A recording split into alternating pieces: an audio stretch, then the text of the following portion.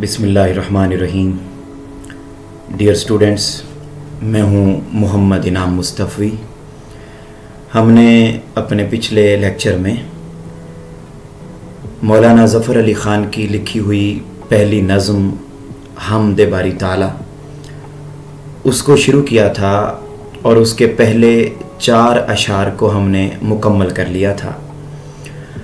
आज के लेक्चर में हम नज़्म हमद को मुकम्मल करेंगे और इसके बकिया 3 अशार उन्हें मुकम्मल करेंगे और उसके साथ साथ हम इस नज़्म हमद का ख़ुलासा जानने की भी कोशिश करेंगे।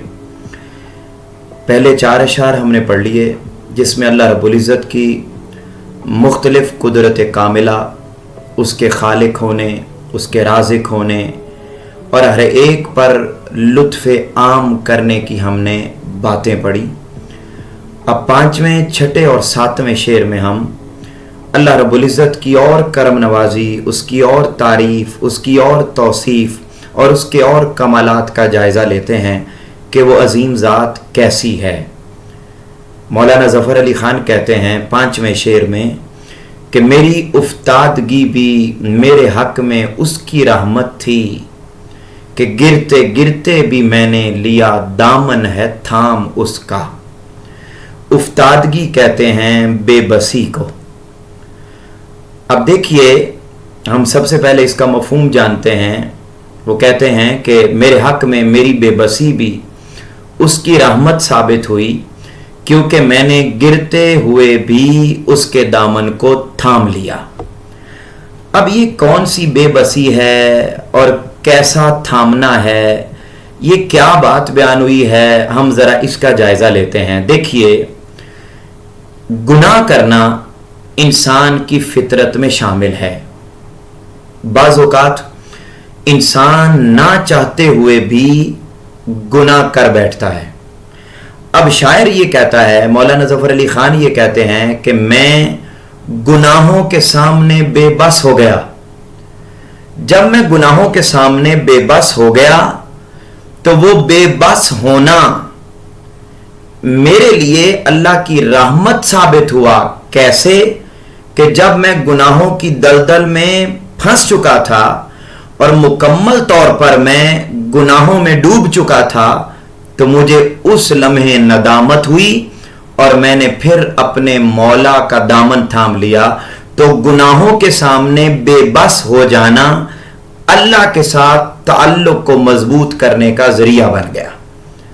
अब देखिए, गुनाह इंसान की फितरत में है, मगर जब इंसान गुनाह कर लेता है ना तो गुनाह करने के बाद उसके दिल में एहसास पैदा होता है कि बारी ताला मुझसे गलती हो गई।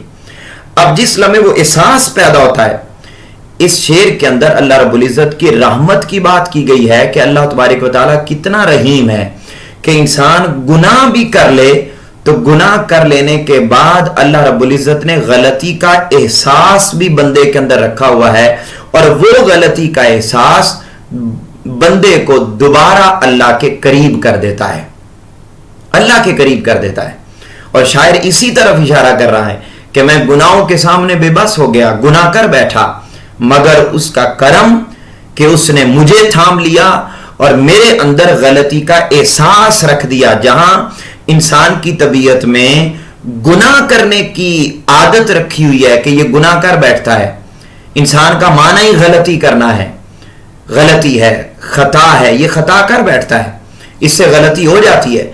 अब जब इंसान की फितरत में ये चीज शामिल है ना तो अल्लाह रब्बुल इज़्ज़त की रहमत देखिए कि अल्लाह रब्बुल इज़्ज़त ने इंसान की तबीयत में एहसास भी रखा हुआ है गलती का, और जब वो गलती का एहसास उसे होता है तो वो बंदा अल्लाह के करीब हो जाता है, अल्लाह के करीब हो जाता है। तो शायर कहता है, यूं मेरे गुनाहों के सामने बेबस होकर गुनाह कर बैठना मेरे सामने मेरे लिए बायसे रहमत बन गया। कैसे? क्योंकि अल्लाह रब्बुल इज़्ज़त ने मेरी तबीयत में जहां गुनाह रखा है वहां अल्लाह रब्बुल इज़्ज़त ने मेरी तबीयत के अंदर जो है वो एहसास भी रखा है और उससे मुझे पता चलता है कि खुदा मुझसे 70 माओं से भी ज्यादा प्यार करने वाला है।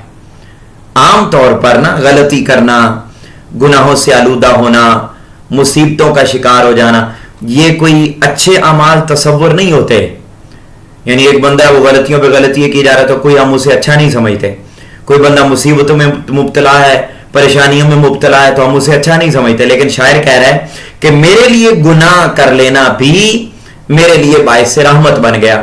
کیسے کہ میں گناہوں میں ڈوبا ہوا تھا, اللہ رب العزت نے اپنی رحمت کے باعث میرے دل کے اندر گناہوں کا احساس بھی پیدا کر دیا تھا, اور اس کی وجہ سے میں اللہ کے قریب ہو گیا, اور یوں اللہ نے میرا دامن تھام لیا اور میں نے اللہ کا دامن تھام لیا. عزیز طلبہ, مجھے امید ہے کہ آپ کو یہ بات سمجھ آ گئی ہوگی کہ اس کے اندر کیا بات کی جا رہی ہے. میں پھر ریپیٹ کر رہا ہوں اور دوبارہ سمجھا رہا ہوں کہ یہ بات بتائی جا رہی ہے. مولانا ظفر علی خان کہتے ہیں کہ میرا گناہوں میں مبتلا ہو جانا بھی میرے لیے باعث رحمت ہے. کیسے کہ میں گناہ کر کے اللہ سے دور ہو گیا تھا, مگر جب غلطی کا احساس ہوا تو اس احساس نے دوبارہ مجھے اللہ کے قریب کر دیا. تو میں اگر گناہ نہ کرتا, غلطی نہ کرتا, تو میں اللہ کے قریب نہ ہوتا. گناہ کیا تو اس کے بدلے میں اللہ کے قریب ہو گیا. تو یوں اللہ کی نافرمانی کرنا بھی میرے لیے اللہ کی رحمت ثابت ہو گیا ہے. اللہ کی رحمت بڑی وسیع ہے. وہ گناہوں میں گرے ہوئے انسان پر بھی اپنی رحمت کرتی ہے, اور اس کے دل میں, انسان کے دل میں اللہ رب العزت نے غلطی کا احساس رکھ دیا ہے, اور اس احساس کے بل بوتے پر وہ اللہ کے قریب ہو جاتا ہے اور اپنے گناہوں کی معافی مانگ لیتا ہے. اسی لیے تو اللہ رب العزت قرآن مجید میں فرماتے ہیں لا تقنطوا من رحمت اللہ, اے لوگو اللہ کی رحمت سے کبھی مایوس نہ ہو جاؤ, ہر لمحہ میری رحمت تمہارے ساتھ ہے. اور کتنی وسیع ہے میری رحمت, رحمتی واسعت کل شیء, میری رحمت ہر چیز پر بھاری ہے. عزیز طلبہ, جب آپ تشریح کریں گے تو آپ ان قرآنی آیات کو اس شعر کی تشریح میں لکھ سکتے ہیں, اور اس میں احادیث ہیں, احادیث آپ لکھ سکتے ہیں. جیسا کہ میں نے آپ کو پچھلے لیکچر میں بھی ایک واقعہ سنایا تھا کہ بنی اسرائیل کا ایک شخص تھا, نوجوان تھا. اللہ کی رحمت بڑی وسیع ہے, وہ گناہگاروں کے لیے ہمہ وقت وسیع رہتی ہے. کہ وہ نوجوان تھا, اس نے 70 مرتبہ توبہ کر کے گناہ کیا, توبہ کی, توبہ کو توڑ دیے. 70 مرتبہ گناہ کر کے توبہ کو توڑ دیتا, پھر گناہ کر لیتا, پھر گناہ کر لیتا. 71ویں مرتبہ اللہ کی بارگاہ میں توبہ کرنے سے اسے شرم آئی کہ میں کس منہ سے جاؤں, میں تو 70 مرتبہ گناہ کر کے توبہ توڑ چکا ہوں. ایک روز اس نوجوان کی ملاقات حضرت موسیٰ علیہ السلام سے ہوئی, اور موسیٰ علیہ السلام سے عرض کرنے لگا کہ اللہ کے پیغمبر, آپ کی بات اللہ سے ہوتی ہے, میں یوں 70 مرتبہ گناہ کر کے 70 مرتبہ توبہ توڑ چکا ہوں, آپ کی اللہ سے بات ہوتی ہے, آپ ذرا میرے بارے میں پوچھئے گا کہ کیا اب بھی اگر میں توبہ کروں تو میری توبہ قبول ہو سکتی ہے. جب حضرت موسیٰ علیہ السلام نے اللہ سے بات کی تو اللہ رب العزت نے جواب دیا, میرے پیغمبر اس نوجوان کو جا کے بتا دو کہ تو گناہ کرنے سے تھک گیا ہے, میں اپنی رحمت کرنے سے کبھی نہیں تھکتا, میں معاف کرنے سے کبھی نہیں تھکتا. تو اور کئی مرتبہ بھی توبہ کر کے توبہ کو توڑ دے اور پھر میرے پاس معافی مانگنے کے لیے آ جائے تو میں ہر وقت معاف کرنے کے لیے تیار بیٹھا ہوں. تو اللہ رب العزت کی رحمت تو یوں بندے کے ساتھ رہتی ہے. ایک روز شیطان نے بارگاہ الہی میں کہا کہ اے اللہ, مجھے تیرے بندوں کو جب تک وہ زندہ ہیں, جب تک وہ زندہ ہیں, یعنی جب تک ان کی روحیں ان کے جسموں میں باقی ہیں, یعنی جب تک تیرے بندے زندہ رہیں گے میں انہیں گمراہ کرتا رہوں گا. اللہ رب العزت نے فرمایا وہ تیری طاقت ہے کہ تو انہیں گمراہ کرتا رہے گا, اب دیکھ میری رحمت. کہ اللہ تعالیٰ نے فرمایا مجھے اپنی عزت اور جلال کی قسم, جب تک وہ مجھ سے گناہوں کی بخشش مانگتے رہیں گے میں انہیں معاف کرتا رہوں گا, میں انہیں معاف کرتا رہوں گا. تو اب آپ دیکھیے کہ گناہ کرنا بھی اللہ رب العزت نے بندے کے لیے, انسان کے لیے باعث رحمت رکھا ہوا ہے. اس کی رحمت اتنی وسیع ہے, اتنا کرم کرنے والا ہے کہ گناہ گار شخص بھی اللہ کی رحمت سے محروم نہیں ہے, بلکہ گناہ کے ذریعے, گناہ کرنے کے ساتھ اللہ رب العزت نے انسان کی طبیعت میں احساس رکھا, اور اس احساس کی وجہ سے وہ معافی مانگتا ہے اور اللہ کے قریب ہو جاتا ہے. اسی لیے رسول پاک صلی اللہ علیہ وسلم نے ارشاد فرمایا کہ اے لوگو, تم گناہ نہیں کرو گے تو اللہ تم کو ختم کر دے گا, اللہ تم کو ختم کر دے گا, اور تمہاری جگہ ایسے لوگوں کو لے آئے گا جو گناہ کرتے ہوں گے اور پھر اس سے توبہ کرتے ہوں گے. یعنی اللہ رب العزت کو یہ توبہ کرنا اور معافی مانگنا اللہ سے یہ عمل بڑا پسند ہے کہ اگر لوگ گناہ نہیں کریں گے تو اللہ اس قوم کو ویسے ہی مٹا دے گا اور اس کی جگہ پہ ایسے لوگوں کو لے آئے گا جو گناہ کریں گے، پھر اللہ سے معافی مانگیں گے، اللہ انہیں معاف کر دے گا۔ تو گناہ اس پورے شعر کا اگر ایک جملے میں مفہوم بتاؤں تو وہ یہ ہے کہ اللہ رب العزت نے انسان کے لیے گناہ بھی باعث رحمت قرار دیا ہے، کیونکہ گناہ کرنے کے بعد انسان اللہ کے قریب ہو جاتا ہے۔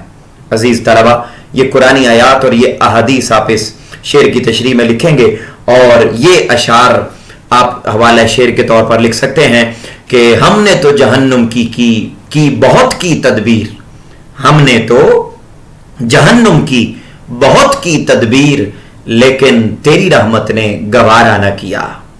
اور کہے گی حشر کے دن اس کی رحمت بے حد، کہے گی حشر کے دن اس کی رحمت بے حد کہ بے گناہ سے اچھا گناہ گار رہا۔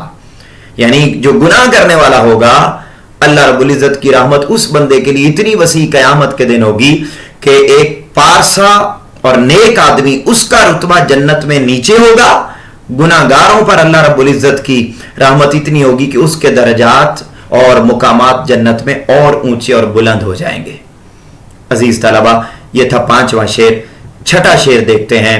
بڑی خوبصورت بات مولانا ظفر علی خان نے کی اور وہ یہ کہ ہوئی ختم اس کی حجت اس زمین کے بسنے والوں پر کہ پہنچایا ہے ان سب تک محمد نے کلام تیرا صلی اللہ علیہ وآلہ وسلم۔ اب اس شعر کا مفہوم کیا ہے؟ مولانا ظفر علی خان کہتے ہیں کہ زمین کے اوپر بسنے والوں، اللہ کی زمین کے بسنے والوں پر اللہ کی حجت تمام ہو گئی، یعنی اللہ کا پیغام پورے کا پورا پہنچ گیا، اس کی دلیل پوری ہو گئی۔ حجت کہتے ہیں دلیل کو، اس کا کلام سارے لوگوں تک حضرت محمد صلی اللہ علیہ وآلہ وسلم نے پہنچا دیا۔ کیا بات ہوئی ہے اس شعر کے اندر؟ وہ یہ کہتے ہیں کہ اللہ رب العزت نے اپنا پیغام لوگوں تک پہنچانے کے لیے انبیاء کرام کا ایک طویل سلسلہ شروع کیا۔ حضرت آدم علیہ السلام سے لے کر حضرت عیسیٰ علیہ السلام تک انبیاء اور رسول مختلف کتابوں کے ساتھ آتے رہے اور وہ انسانیت کو اللہ کا پیغام پہنچاتے رہے۔ اور ان سب کے بعد حضور نبی اکرم حضرت محمد مصطفیٰ صلی اللہ علیہ وآلہ وسلم تشریف لائے تو مولانا ظفر علی خان کہتے ہیں کہ جو ہی حضور نبی اکرم صلی اللہ علیہ وسلم تشریف لائے تو آپ نے اللہ کا ساری انسانیت تک اور یہاں تک کہ تمام مخلوقات تک اللہ کا پیغام رسول پاک صلی اللہ علیہ وسلم نے پہنچا دیا۔ اب کوئی شخص یہ نہیں کہہ سکتا روئے زمین پر، اس کو کہتے ہیں کہ اس کی حجت پوری ہو گئی، اب روئے زمین پر کوئی شخص یہ نہیں کہہ سکتا کہ باری تعالیٰ تیرا پیغام تو میرے تک پہنچا ہی نہیں تھا، ایسا کوئی نہیں کہہ سکتا، بلکہ حضرت محمد صلی اللہ علیہ وسلم نے بڑی ایمانداری کے ساتھ، بڑی صداقت کے ساتھ اور مکمل طور پر جو اللہ کی طرف سے پیغام آیا تھا وہ سارا ایز اٹ از صحیح انداز میں پوری انسانیت تک پہنچا دیا ہے۔ اور قیامت کے دن اب کوئی شخص یہ نہیں کہہ سکتا کہ باری تعالیٰ تیرا پیغام مجھ تک پہنچا ہی نہیں تھا۔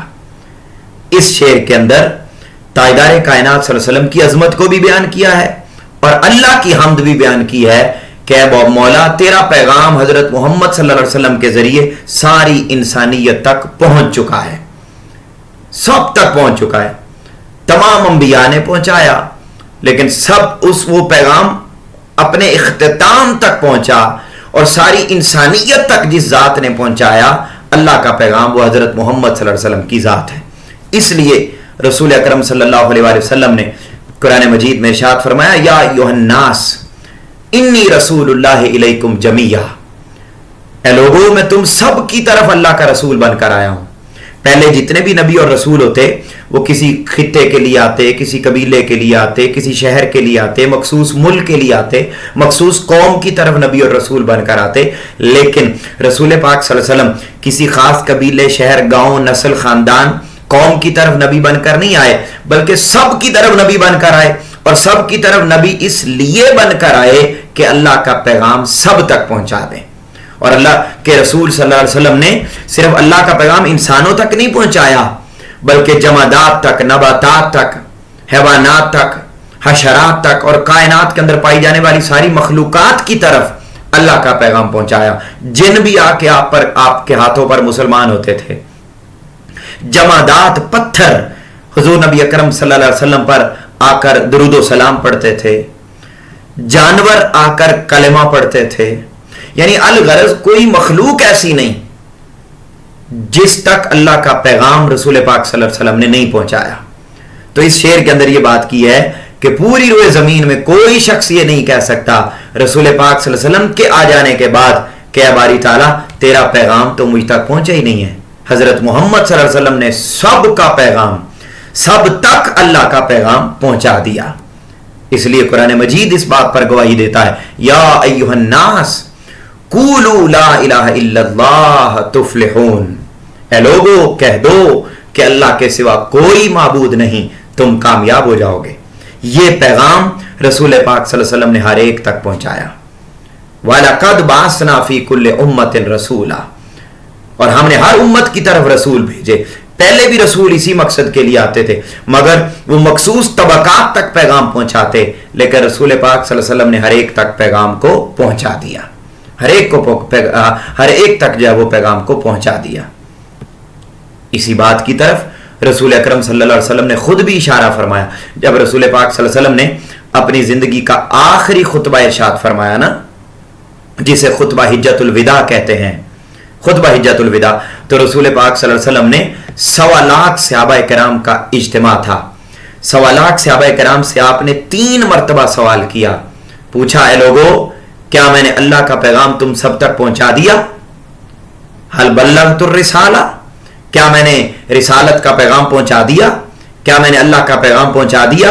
کیا میں نے اللہ کا پیغام پہنچا دیا؟ 3 مرتبہ پوچھا اور 3 مرتبہ صحابہ کرام نے جواب دیا ہاں، اللہ کی طرف سے آپ کو جو پیغام آیا تھا وہ آپ نے ساری انسانیت تک پہنچا دیا ہے. پھر تاجدار کائنات صلی اللہ علیہ وسلم نے یوں انگلی کا اشارہ کر کے آسمان کی طرف دیکھا اور دیکھ کر آپ نے فرمایا اے اللہ تو گواہ ہو جا کہ میں نے تیرا پیغام ساری انسانیت تک پہنچا دیا ہے، ساری انسانیت تک پہنچا دیا ہے. اور پھر جاتے ہوئے رسول پاک صلی اللہ علیہ وسلم قیامت تک آنے والے انسانوں کو بھی ایک لاہ عمل دے گئے کہ اگر یہ پیغام محفوظ رکھنا ہے جو میں نے تم کو دیا ہے تو پھر سنو لوگوں میرے بعد 2 چیزوں کو تھامے رکھنا. یہ دوسری حدیث پاک ہے. یہ قرآنی آیات اور یہ حدیث آپ تشریح کے اندر لکھیں گے جو آپ کے سامنے موجود ہیں. تو فرمایا لوگوں میرے بعد 2 چیزوں کو تھامے رکھنا، تم کبھی گمراہ نہیں ہوگے. ایک اللہ کی کتاب قرآن مجید اور دوسری حضور صلی اللہ علیہ وسلم نے فرمایا میری سنت. اب آپ دیکھیے یہ جب آپ تشریح کر رہے ہوں گے تو یوں آپ تشریح کرتے وقت ان قرآنی آیات اور احادیث کو لکھیں گے اور ان اشعار کو بھی لکھیں گے. آپ کا قول و عمل تفسیر ہے قرآن کی، اتباع مصطفیٰ معراج ہے انسان کی، اور رہے اس سے محروم آبی نہ خاکی، ہری ہو گئی ساری کھیتی خدا کی. ہر ایک تک پیغام رسول پاک صلی اللہ علیہ وسلم کا پہنچا دیا گیا. آخری اور 7واں شعر مولانا ظفر علی خان بیان کرتے ہیں بجھاتے ہی رہے پھونکوں سے کافر اس کو رہ رہ کر، مگر نور اپنی ساعت پر رہا ہو کر تمام اس کا. یہاں نور سے مراد دین اسلام، تمام کہتے ہیں مکمل ہو جانا. مکمل ہو جانا ہوا یہ اس شعر کے اندر مولانا ظفر علی خان ایک بڑی خاص بات بیان کر رہے ہیں، اور وہ کیا ہے کہ کافر اپنی پھونکوں سے دین اسلام کے نور کو بجھانے کی کوشش کرتے رہے، مگر اللہ تعالیٰ کا دین اپنے مقررہ وقت پر پورا ہو کر رہا. اللہ کا نور اپنے مقررہ وقت پر پورا ہو کر رہا. عزیز طلبہ اس شعر کے اندر یہ بات بیان کی گئی کہ جب رسول پاک صلی اللہ علیہ وآلہ وسلم نے عرب کی سرزمین پر جنہوں نے ظالمانہ نظام قائم کر رکھا تھا، بت پرستی کا نظام قائم کر رکھا تھا، انسانیت کے حقوق کو پامال کرنے کا نظام قائم کر رکھا تھا، جن وڈیروں نے، جن لٹیروں نے، جاگیرداروں نے جن کافروں نے پورا ایک بادشاہی کا غلط نظام قائم کر رکھا تھا اور جہالت کا راج تھا، حقوق کا پتہ نہیں تھا، بیٹیوں کو زندہ دفن کر دیا جاتا، اس حیوانوں والے معاشرے میں جب تاجدار کائنات صلی اللہ علیہ وسلم نے کلمہ حق سنایا اور انہیں دین اسلام کی دعوت دی اور انہیں کہا کہ تم نسل در نسل جو بتوں کی پوجا کرتے آ رہے ہو، بتوں کی پوجا ختم کر دو، ایک اللہ کی عبادت کرو، تو وہ تھے اپنے آپ میں خدا بنے ہوئے، اپنے آپ میں بڑے غرور اور تکبر والے تھے سارے کافر، بڑے سارے بادشاہ. انہوں نے جب رسول پاک صلی اللہ علیہ وسلم کا یہ پیغام سنا تو وہ سارے آپ کے خلاف ہو گئے، سارے آپ کے خلاف ہو گئے، اور یوں خلاف ہوئے آپ کے کہ آپ کی جان کے دشمن بن گئے، آپ کو مٹانے کی کوششیں کرنے لگے. آپ جو دین اسلام کا پیغام لے کر آئے تھے اس کو مٹانے کی کوششیں کرنے لگے. حضرت ابو طالب رضی اللہ تعالیٰ عنہ کے پاس جاتے، حضرت عبد المطلب کے پاس جاتے، کبھی کس طریقے سے آپ پر حملہ آور ہوتے، کبھی اونٹ کی اوجڑی آپ پر رکھ دیتے، کبھی وادی طائف میں بند کر دیتے، کبھی شیب ابی طالب میں معصور کر دیتے، کبھی آپ کو جو ہے وادی طائف میں آپ کے زخموں پر، آپ کے پاؤں پر پتھر مارتے اور انہیں لہو لہان کر دیتے، کبھی دانت مبارک شہید کرتے، کبھی کوئی سازش کرتے، کبھی کوئی کرتے، صرف اس لیے کرتے کہ وہ دین اسلام کا پیغام جو رسول پاک صلی اللہ علیہ وسلم لے کر آئے ہیں اس دین کے پیغام کو ختم کر دیا جائے، مٹا دیا جائے. اور یہ جو ہمیں چیلنج کیا ہے اور ہمارے نظام حکومت کو اور ہمارے نظام معاشرت کو چیلنج کر دیا ہے آ کر رسول پاک صلی اللہ علیہ وسلم نے، ہم اس چیلنج کو نہیں مانتے. ہمارے معاملات کو ختم نہ کیا جائے بلکہ ہم اس دین اسلام کے نور کو بجھاتے ہیں، دین اسلام کے پیغام کو مٹا دیتے ہیں. ان کی کوشش یہ تھی، لیکن رسول پاک صلی اللہ علیہ وسلم نے کیا فرمایا؟ لوگوں تم میرے دائیں ہاتھ پر سورج اور میرے بائیں ہاتھ پر چاند بھی رکھ دو تو میں پھر بھی کلمہ حق کہنے سے باز نہیں آؤں گا. ان کے اس رویے کی طرف قرآن مجید میں بھی اشارہ کیا گیا. اللہ رب العزت نے قرآن مجید میں فرمایا یریدون لیطفئوا نور اللہ بافواہہم واللہ متم نورہ ولو کرہ الکافرون. منکرین حق چاہتے ہیں کہ وہ اللہ کے نور کو اپنے منہ کی پھونکوں سے بجھا دیں. اللہ کے نور سے مراد یہاں دین ہے کہ دین اسلام کو پھونکے مار مار کے بجھا دیا جائے، جبکہ اللہ اپنے نور کو پورا فرمانے والا ہے اگرچہ کافر کتنا ہی ناپسند کریں. یعنی اللہ رب العزت نے فرمایا کافرو تم جتنی مرضی سازشیں کر لو، تم میرے دین کو اور میرے اس پیغام کو جو حضرت محمد صلی اللہ علیہ وسلم لے کر آئے ہیں اور جن کو میں نے اپنا دین دے کر بھیجا ہے، تم اسے کبھی مٹا نہیں سکتے. اور پھر یہی ہوا کہ اتنی سازشیں کفار نے کی، لیکن صرف 23 سال کے عرصہ میں رسول پاک صلی اللہ علیہ وسلم نے اللہ کا سارا پیغام انسانیت تک پہنچا دیا. اور وہ دن آیا جب اللہ رب العزت نے آیت اتار کے فرمایا الیوم اکملت لکم دینکم واتممت علیکم نعمتی ورضیت لکم الاسلام دینا. اے لوگو آج کے روز تم پر تمہارا دین مکمل کر دیا اور تم پر اپنی نعمت تمام کر دی اور تمہارے لیے اسلام کو بطور دین پسند کر لیا.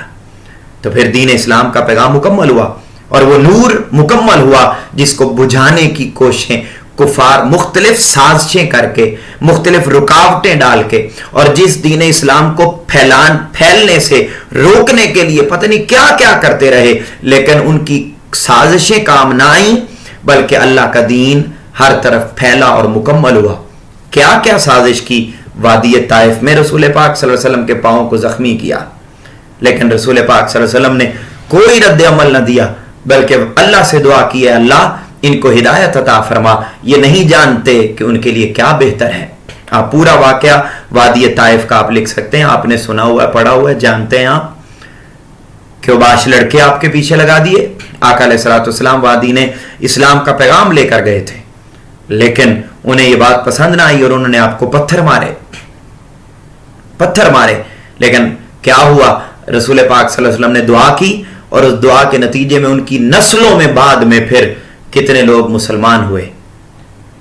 یہی دین اسلام کا پیغام تھا کہ آپ صلی اللہ علیہ وسلم عام فرما رہے تھے تو انہوں نے آپ صلی اللہ علیہ وسلم کو اور تمام مسلمانوں کو شیب ابی طالب میں 3 سال کے لیے قید کر دیا اور رسول پاک صلی اللہ علیہ وسلم اس وادی شیب یعنی اس گھاٹی میں یہ دو پہاڑوں کے درمیان ایک جگہ تھی جس کو شیب ابی طالب کہا جاتا ہے, وہاں پر بند کر دیا اور رسول پاک صلی اللہ علیہ وسلم نے درختوں کے پتے کھا کے گزارا کیا, بھوک برداشت کی, پیاس برداشت کی, لیکن پھر بھی آپ نے اللہ کے پیغام کو پھیلانے سے آپ باز نہیں آئے, بلکہ اللہ کا پیغام پھیلاتے چلے گئے.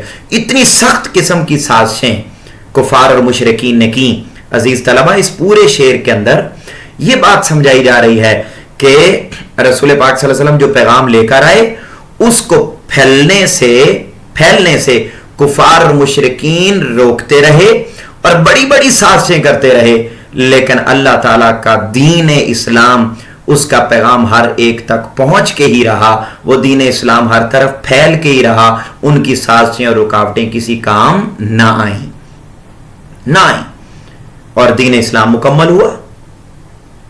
سلام ان پر جو امن و آشتی سے دل بساتے تھے, سلام ان پر جو امت کے لیے آنسو بہاتے تھے. ان آنسوؤں کے نتیجے میں دین اسلام پھیلا, اللہ کی مدد کے نتیجے میں دین اسلام پھیلا. وہ نبیوں میں رحمت لقب پانے والا, مرادیں غریبوں کی برلانے والا, وہ اپنے پرائے کا غم کھانے والا, مصیبت میں غیروں کے کام آنے والا. تو یہ ہے وہ اشعار جو آپ لکھ سکتے ہیں.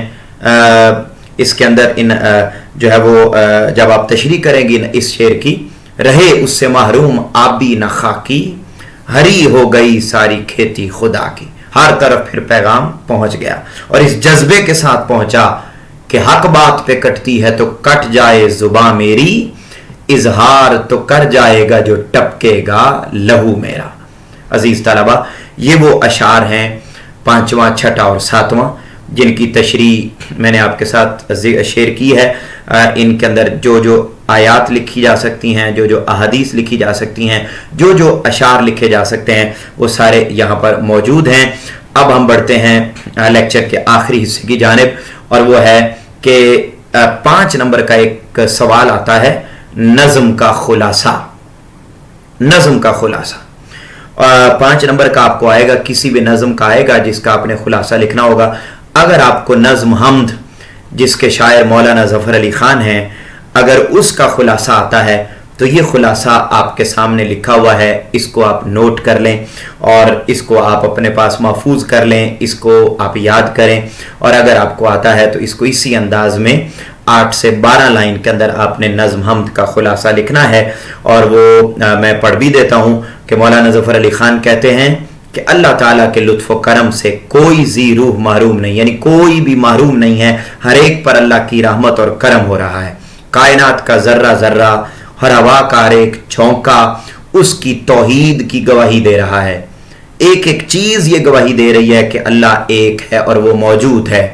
اس کی وحدت مسلم ہے, یعنی ہر ایک کو پتا ہے کہ وہ ایک ہے. اس کی رحمت گناہوں سے مغفرت کا ذریعہ ہے. غلطی کرنا انسان کی عادت میں ہے, اس لیے اس سے خطائیں سرزد ہوتی رہتی ہیں, لیکن اللہ خطاؤں پر پردہ ڈالنے والا ہے, وہ چشم پوشی کرتا رہتا ہے.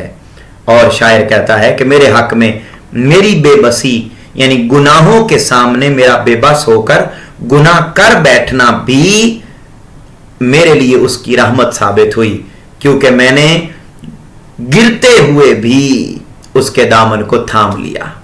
احساس پیدا ہوا میرے اندر کہ میں گناہ کر بیٹھا ہوں اور میں نے اس کے دامن کو تھام لیا. اگر میں گناہ نہ کرتا تو میں اس کے قریب اتنا کبھی نہ ہوتا جتنا گناہ کرنے کے بعد اس کے قریب ہو گیا ہوں. اللہ تعالیٰ کا پیغام پھر حضرت محمد صلی اللہ علیہ وسلم نے تمام انسانوں تک پہنچایا.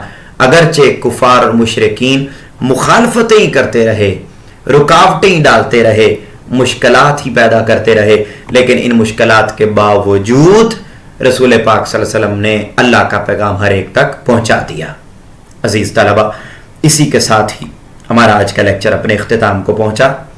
آپ اپنے گھر والوں کا بہت خیال رکھیے اور ان اشعار کی تشریح اور یہ خلاصہ اچھے طریقے سے یاد کیجئے.